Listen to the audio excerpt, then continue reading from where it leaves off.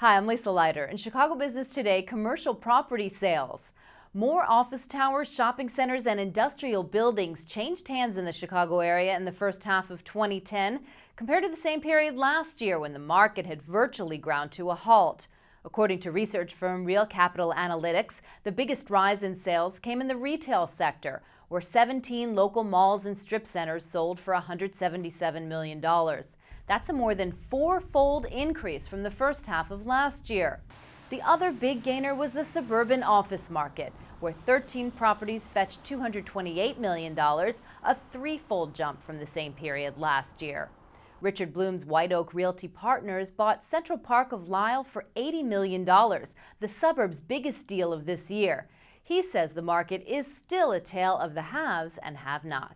Some of the larger properties, the really Class A properties in various submarkets, which have what we'd call core qualities, long-term credit leases, are seeing a lot of activity right now, investment activity. Once you get under $40 million, you're seeing a lot less activity, both on the bidding side and a lot tougher valuations coming out on these.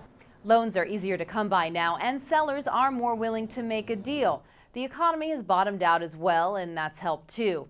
Still, downtown office sales for the first half of the year were lower than they were a year ago, but that doesn't include the sale in July of the new office tower at 300 North LaSalle Street for a record $655 million that will clearly boost the tally for the full year.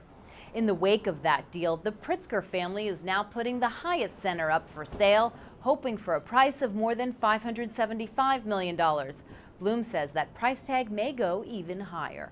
I think that we're in kind of I don't want to call it a bubble, but we have a temporary anomaly here right now where there's significant capital chasing low-risk investment alternatives in real estate, and I do not see that continuing for the next 9 to 12 months. Nationwide commercial property sales between January and June jumped 67% from a year ago, but just two cities, New York and Washington, D.C., accounted for half of the central business district property sales.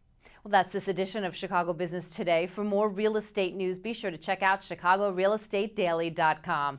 Thanks for watching. We'll see you tomorrow.